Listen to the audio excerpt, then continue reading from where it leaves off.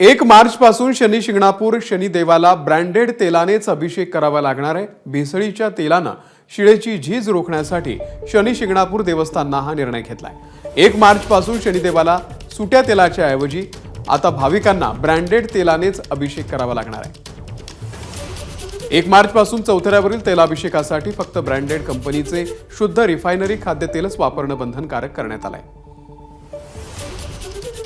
श्री क्षेत्र शनी शिंगणापूर येथे 1 मार्च पासून शनिदेवाच्या शिळेवरती केवळ ब्रँडेड तेलाचाच वापर जो आहे तर तो तेलाभिषेकासाठी केला जाणार आहे आणि त्या अनुषंगानं शनीश्वर देवस्थान ट्रस्ट आणि ग्रामसभेनं हा महत्त्वपूर्ण निर्णय जो आहे तर तो घेतलेला आहे। भविष्यामध्ये शनी शिंगणापूर येथील शिळेचे जे आहे तर ती झीज होऊ नये यासाठी हा निर्णय घेण्यात आलेला आहे।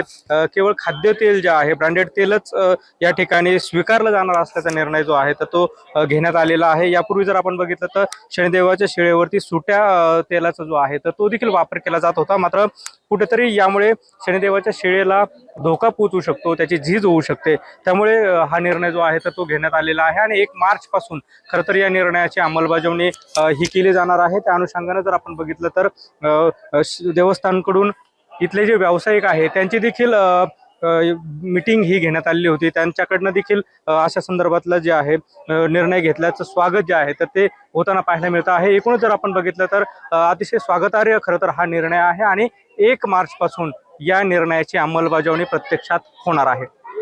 कॅमेरा पर्सन प्रसादसह सुनील भोंगळे, एबीपी माझा, शनी शिंगणापूर, अहिल्यानगर। दरम्यान देवस्थानच्या या निर्णयासंदर्भात मंदिर विभाग प्रमुख विठ्ठल आढाव यांनी काय माहिती दिली पाहूयात। शनिदेवाच्या मूर्तीची झीज होऊ नये, भविष्यामध्ये या मूर्तीला कशाची झळा लागू नये या दृष्टिकोनातून एकत्रितपणे निर्णय घेतलेला आहे।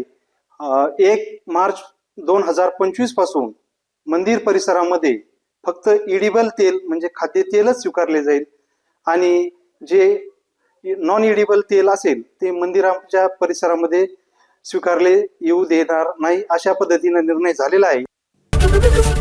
एबीपी माझा, उघडा डोळे बघा नीट।